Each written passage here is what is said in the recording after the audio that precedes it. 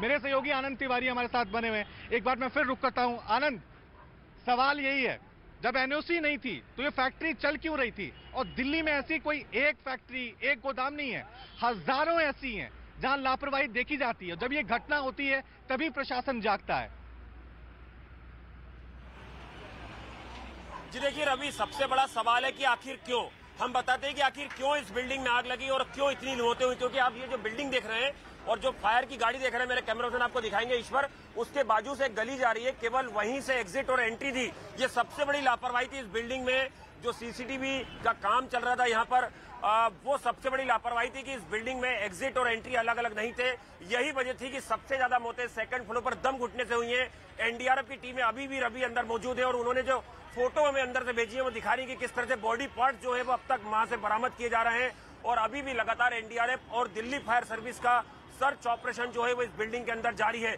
लेकिन आखिर क्यों? क्योंकि सबसे बड़ा सवाल है कि अगर इस बिल्डिंग के अंदर एग्जिट एंट्री अलग अलग होते तो शायद इतनी मौतें नहीं हो पाती और समय से लोगों को रेस्क्यू कराया जाता। मैं आपको एक और तस्वीर दिखाता हूं। देखिए, ये जो शीशे टूटे हुए हैं, दरअसल ये शीशे दिल्ली पुलिस ने तोड़े हैं ताकि इस शटर के जरिए दिल्ली पुलिस फायर की गाड़ियों को लेकर अंदर पहुंच सके और उसके बाद यहां से लोगों को रेस्क्यू कराया जा सके।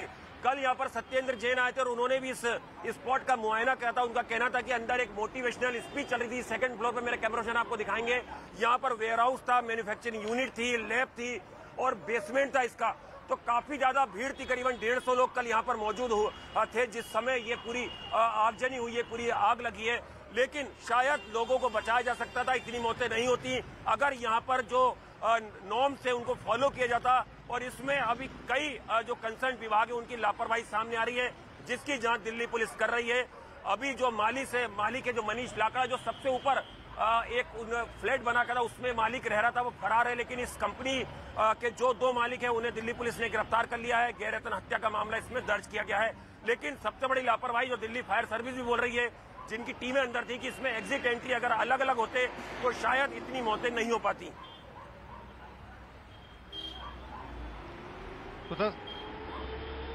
तो तस्वीरें हम आपको दिखा रहे हैं किस तरह से अभी भी सर्च ऑपरेशन वहां पे लगातार चल रहा है। अभी भी एनडीआरएफ के कर्मचारी वहां मौजूद हैं। काफी बारीकी से एक एक कोने को इस इमारत की तलाशा जा रहा है, क्योंकि यहाँ पे कई लोग पहुंचे हुए हैं। किसी की भतीजी, किसी का भाई, किसी का बेटा, वो अभी भी गुमशुदा है, अभी भी मिसिंग है। अस्पताल पहुंचे हैं, वहां कोई उनका पता नहीं, यहां पहुंचे हैं, अभी तक कोई जानकारी। 4 तस्वीरें हम आपको दिखा रहे हैं कि कल जिस तरह से आग लगी थी, किस तरह की तस्वीर सामने आई थी। हर तरफ धुएं का गुब्बार, आग की लपटें नजर आ रही थी। इतनी भयानक आग थी, इस आग को बुझाने के लिए 7 घंटे का वक्त लग गया। और दूसरी तस्वीर आप देख सकते हैं किस तरह से रेस्क्यू ऑपरेशन चल रहा था। सैकड़ों लोग अंदर फंसे हुए थे, कोई बिल्डिंग से कूद रहा था, लेकिन फायर ब्रिगेड के कर्मचारी देखिए किस तरह से अपनी जान जोखिम में डालकर लोगों को बचाने की कोशिश कर रहे थे। और कहा यह जा रहा है कि इन 27 लोगों में 2 दमकल कर्मी भी हैं जिनकी मौत हो गई थी। और ये तस्वीर देखिए किस तरह से जो लोग अंदर काम करते थे, उनके परिजन, उनके अपने इस इमारत के बाहर थे, उनको ढूंढते हुए नजर आ रहे थे कि शायद हमारा बेटा, भाई वो कहीं अग्निकांड में ना फंस जाए। लोगों की निगाहें थी, लेकिन अभी भी बहुत सारे लोग इमारत के बाहर मौजूद हैं जो अपनी की तलाश में यहां पहुंचे हुए हैं। ये तस्वीरें हम आपको दिखा रहे हैं देश की राजधानी मुनका से, जहां पर बहुत बड़ी लापरवाही यहां पर देखने को मिली। एनओसी नहीं थी फायर डिपार्टमेंट की तरफ से, लेकिन फिर भी यहां पर एक फैक्ट्री चल रही थी, बड़ा गोदाम था, सैकड़ों लोग इस इमारत के अंदर काम कर रहे थे। और जैसे यह हादसा हुआ उसके बाद प्रशासन जागा है। हम आपको लगातार तस्वीरें दिखा रहे हैं कि किस तरह से जब ये भीषण अग्निकांड कल हुआ था तो हर तरफ धुएं का गुब्बार, आग की लपटें नजर आ रही थी। आगे देखिए, ये तस्वीरें देखिए, ये तस्वीरें देखिए, क्योंकि अंदर जाने और बाहर आने का एक ही रास्ता था। अब सोचिए, जिस रास्ते से आप अंदर जा सकते हैं, बाहर जा सकते हैं, वहां पे आग लगी हो तो लोगों ने पहली इमारत से, फर्स्ट फ्लोर से, सेकंड फ्लोर से, थर्ड फ्लोर से कूदने की कोशिश कर रहे थे कि किसी भी हालत में हमारी जिंदगी बच जाए, क्योंकि कोई रास्ता उस वक्त नजर नहीं आ रहा था। हर तरफ आग ही आग थी। किस तरह का मंजर होगा, किस तरह का वो पल होगा जो लोग अंदर काम कर रहे थे। क्योंकि जो तस्वीर हम देख रहे हैं, चेयर हैं, टेबल हैं, सब राख में तब्दील हो चुके हैं। पूरी इमारत खाक में यहां हो चुकी है। तो आप अंदाजा लगा सकते हैं बहुत सारे लोग कूद रहे थे कि हमारी जिंदगी बच जाए। ये काफी हाइट में काफी है, क्योंकि ये 3 मंजिला ये इमारत है, तो कोई फर्स्ट फ्लोर से कूद रहा था, कोई दूसरे फ्लोर से कूद रहा था, क्योंकि जो रास्ता अंदर और बाहर जाने का था वो पूरी तरह से बंद हो चुका था। लोगों को समझ नहीं आ रहा था। और सवाल अब यही है कि 27 लोगों की जो जिंदगियां इस आग में लील हो गई हैं, उनका गुनहगार कौन है? और देश की राजधानी दिल्ली, देश की राजधानी में इस तरह की कई इमारतें ऐसी ही चल रही हैं जहां किसी तरह से कोई नॉर्म्स जो हैं वो फॉलो नहीं किए जाते हैं। एनओसी किसी तरह से किसी को नहीं मिली है, लेकिन सैकड़ों लोग अपनी जिंदगी जोखिम में डालकर काम करते हैं। और प्रशासन तब जागता है जब इतनी भयानक आग लगती है। प्रशासन तब जागता है जब 27 लोगों की जिंदगियां आग में लील हो जाती हैं। 2 दिन लोग थोड़े अवेयर होते हैं, फिर सब कुछ भूल जाते हैं, सब नियम कायदे भूल जाते हैं। ऐसी अवैध फैक्ट्रियां, अवैध गोदाम चलते रहते हैं। और ये तस्वीरें जो आज हम आपको दिखा रहे हैं, ये तस्वीरें अपने आप में एक मैसेज हैं कि अगर सही तरीके से, इसी तरीके से देश की राजधानी दिल्ली में ये फैक्ट्रियां चलती रही, गोदाम चलते रहे, फायर सेफ्टी को लेकर अगर कोई इंतजाम नहीं किए गए, तो इस तरह के हादसे और देखने को मिल सकते हैं। लोग किसी तरह से अपनी जिंदगी बचाने को लेकर इस इमारत, ये देखिए, ये इमारत देखिए, 3 मंजिला ये इमारत है। वहां पे कल तक, यानी कि कल शाम 5 बजे से पहले सब कुछ आम जिंदगी की तरह चल रहा था। चमचमाती इमारत थी, बाहर से कांच का है, कांच तोड़े गए थे कल ताकि लोग अपनी जिंदगियां बचा सकें। लेकिन उसके बावजूद भी 27 लोगों की जिंदगियां इस आग में पूरी तरह से खाक हो गई, राख हो गई। अभी भी जो अंदर मलबा पड़ा है, एनडीआरएफ के कर्मचारी तलाश रहे हैं कि कई लोग अंदर दबे ना हो। लगातार हम आप तक देखिए हर एक तस्वीर पहुंचा रहे हैं इस अग्निकांड की, और सवाल भी उठा रहे हैं, और ये भी कह रहे हैं कि इन 27 लोगों की जिंदगियां जो चली गई इस अग्निकांड में, उनका जिम्मेदार कौन है? इस हादसे पर केंद्रीय गृह राज्य मंत्री, जी हाँ, इस हादसे पर केंद्रीय गृह राज्य मंत्री ने न्यूज 18 से बातचीत की है। उन्होंने क्या कुछ कहा है, सुनिए। क्योंकि जो 30-35 लोग काम कर रहे थे,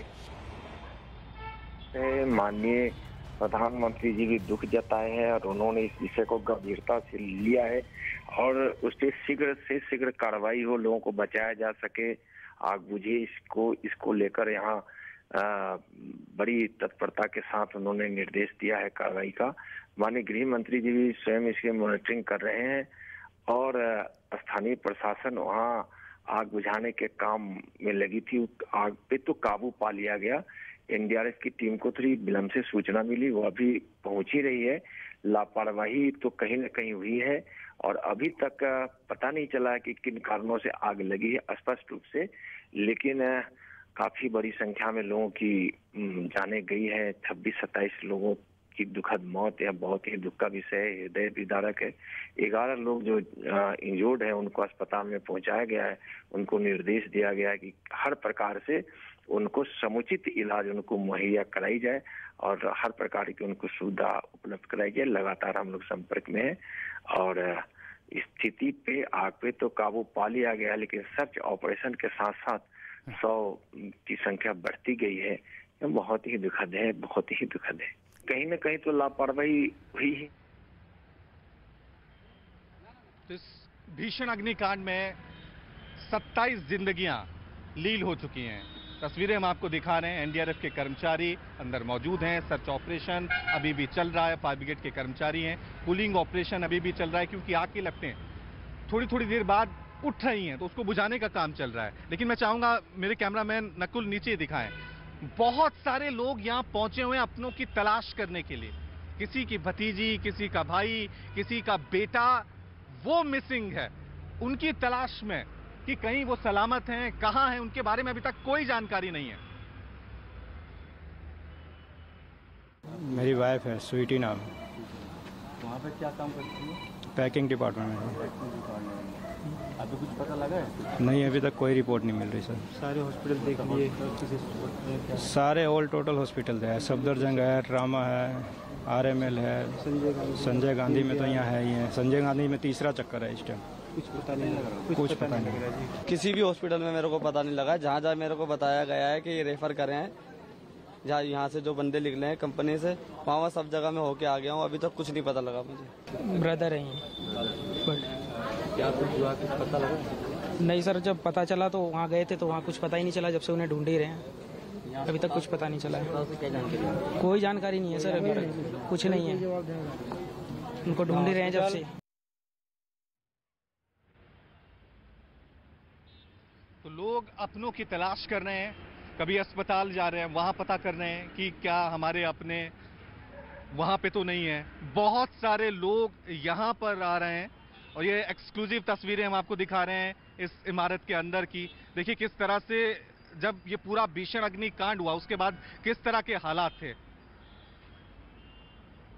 फायर ब्रिगेड के कर्मचारी रेस्क्यू ऑपरेशन में जुटे हुए थे, एनडीआरएफ के कर्मचारी मदद कर रहे थे। हालात इस तरह से हो गए थे, ये अग्निकांड इतना भयानक था, इतना भीषण था कि 7 घंटे तक ये रेस्क्यू ऑपरेशन चलता रहा और अभी भी बहुत सारे लोग मिसिंग हैं। उनके बारे में किसी तरह से कोई जानकारी है। कहा जा रहा है कि करीब 150 से ज्यादा लोग अंदर काम करते थे, उन्हें ये कभी अंदाजा नहीं था कि इस तरह का हादसा हो जाता है। आप अमूमन देखते हैं तमाम इमारतों में फायर सेफ्टी के लिए बड़े इंतजाम किए जाते हैं, तमाम इंस्ट्रूमेंट्स होते हैं, लेकिन जब इस तरह के कांड होते हैं तब वो सब के सब किसी काम नहीं आते। एक बार सीधा रुख करता हूं मेरे सहयोगी आनंद तिवारी का, जो घटनास्थल के बिल्कुल करीब पहुंचे हैं। आनंद, सवाल यही है क्योंकि बहुत सारे लोग हम देख रहे हैं सुबह से आ रहे हैं, कोई कह रहा है कि मेरा बेटा है, किसी की पत्नी है, किसी की भतीजी है, जिनके बारे में कोई जानकारी नहीं है। तो प्रशासन की तरफ से कोई आंकड़ा दिया गया है कि कितने लोग मिसिंग हैं जिनका सर्च ऑपरेशन चल रहा है अभी? और जी देखिए रवि, करीबन 15 से ज्यादा लोग हैं जो अभी तक मिसिंग हैं, जो दिल्ली पुलिस से जानकारी मिल रही है, और जो 15 लोग हैं उनका अस्पताल में इलाज चल रहा है। लेकिन देखिए हम आपको ग्राउंड जीरो की एक बार तस्वीर दिखाते हैं। आप जो शटर का पीले कलर का ये जो दरवाजा देख रहे हैं, दरअसल यही एग्जिट और यही एंट्री थी। यहाँ से दमकल विभाग के अधिकारी भी लगातार सरिये के जरिए जो अपने इक्विपमेंट उनके जरिए अंदर पहुंचे हुए हैं और कोशिश की जा रही है कि कोई और शव तो यहाँ पर बरामद नहीं किया गया है। लेकिन जिस तरह से एनडीआरएफ की टीम अंदर मौजूद और जो तस्वीरें अंदर से आई हैं वो दिखा रही है कि किस तरह से बॉडी पार्ट्स जो हैं वो यहाँ पर मिल रहे हैं, जिनका डीएनए कराया जाएगा। और जो अभी हमने आपको तस्वीर दिखाई रवि, जो बाजू वाली बिल्डिंग थी जिसके शीशे टूटे हुए थे, दिल्ली पुलिस ने दरअसल उन शीशों को तोड़ा ताकि दमकल के कर्मी समय पर अंदर पहुंच सकें और उसके बाद लोगों को रेस्क्यू कराया जाए। लेकिन सबसे बड़ी लापरवाही यही थी कि बिल्डिंग बिना फायर एनओसी के यहाँ पर चल रही थी, धड़ल्ले से यहाँ पर काम हो रहा था। और कल यहाँ पर मोटिवेशनल स्पीच का कार्यक्रम था 2nd फ्लोर पर, जब ये दर्दनाक हादसा हुआ है। दिल्ली फायर सर्विस के ऊपर भी बीजेपी ने लगातार गंभीर आरोप लगाए, लेकिन दिल्ली सरकार का कहना है कि समय से दिल्ली फायर सर्विस की टीमें यहाँ पर मुस्तैद थी और 27 दमकल विभाग की टीमें यहाँ पर आई जिन्होंने इस पूरे ऑपरेशन को अंजाम दिया। लेकिन अब दिल्ली पुलिस इस जो बिल्डिंग का ऑनर है मनीष लाकड़ा, जो सबसे ऊपर उसने एक फ्लैट बना रखा था, उसकी तलाश कर रही है। और बाकी लोग जो है जो यहाँ से रेस्क्यू हुए हैं उनके भी पुलिस बयान लेने की कोशिश करेगी कि आखिर कितने लोग यहाँ पर थे, कब से ये बिल्डिंग में सीसीटीवी का काम चल रहा था, किस तरह से यहाँ पर काम होता था और क्या पूरा शेड्यूल था। ये तमाम चीजों की जांच अब दिल्ली पुलिस करेगी। लेकिन ये बहुत ही दुखद हादसा और इसमें लापरवाही जिन लोगों की भी है, अब उनके खिलाफ कार्रवाई जो है वो बिल्कुल अंकित, सवाल हम यही उठा रहे हैं कि बहुत बड़ी लापरवाही हुई है। जिन लोगों की 27 लोगों की जिंदगियां यहाँ पे गई हैं, 27 लोगों की जिंदगियां चली गई हैं, उनका गुनहगार कौन है? क्यों देश की राजधानी दिल्ली में जब इस तरह के हादसे होते हैं तो प्रशासन 1 दिन 2 दिन जागता है, लेकिन पहले से पूरे नियम क्यों फॉलो नहीं किए जाते हैं? एनओसी जब नहीं मिल रही थी तो ये बिल्डिंग क्यों चल रही थी? ऐसे सवाल हैं जिनके जवाब मिलना अभी बाकी है। एक छोटा सा ब्रेक ले रहे हैं, फौरन हाजिर होंगे। देखते रहिए न्यूज़ 18।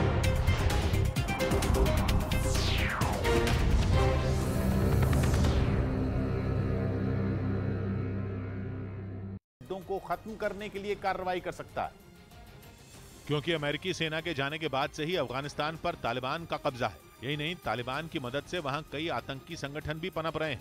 लेकिन कहा जा रहा है कि अमेरिका की ये एयर स्ट्राइक अफगानिस्तान में आतंकी अड्डे खत्म करने के नाम पर होगी, जबकि उसके पीछे का मकसद होगा चीन और पाकिस्तान को वहां से खदेड़ना, ताकि वो फिर से वहां अपना फौजी अड्डा कायम न कर सके। असल में चीन से तनाव के बीच अमेरिकी सुरक्षा विभाग पेंटागन की एक रिपोर्ट सामने आई थी, जिसके हवाले से द यूरेशियन टाइम्स अखबार ने दावा किया था कि फिलहाल चीन के खिलाफ लंबी लड़ाई लड़ने के लिए अमेरिका की तैयारी पूरी नहीं है और युद्ध लंबा खिंचने पर अमेरिकी सेना को हथियार और तेल पहुंचाने में परेशानी हो सकती है, जिससे निपटने के लिए चीन के आसपास के इलाकों में बड़ी क्षमता वाले मिलिट्री बेस बनाने की जरूरत पर जोर दिया गया था। और माना जा रहा है कि इसी के बाद अमेरिका ने नई रणनीति बनाई, जिसके तहत वो अब अफगानिस्तान में फिर से अपना ठिकाना बनाने वाला है, ताकि चीन से भिड़ने में उसे कोई परेशानी न हो, क्योंकि एशिया में लॉजिस्टिक सपोर्ट के लिए उसका अपना कोई सैन्य ठिकाना नहीं है। ऐसे में अफगानिस्तान उसकी इस जरूरत के लिए मुफीद साबित हो सकता है। इसके अलावा खबर है कि पाकिस्तान की सत्ता से इमरान खान का जाना भी अमेरिका के इस सपने को पूरा करने जैसा है, क्योंकि इमरान खान जब तक सत्ता में रहे उन्होंने अपने देश में अमेरिका को सैन्य अड्डा बनाने की मंजूरी नहीं दी थी। वहीं पिछले साल तालिबान के आने से पहले जब अमेरिकी फौज अफगानिस्तान से लौट रही थी तब उसने वहां भारी भरकम हथियार, गोला बारूद और बख्तरबंद गाड़ियां छोड़ दी थी, जिनका इस्तेमाल न केवल तालिबान बल्कि उनके जरिए पाकिस्तान के कई आतंकी संगठन कर रहे हैं। वहीं यूक्रेन के राष्ट्रपति जेलेंस्की ने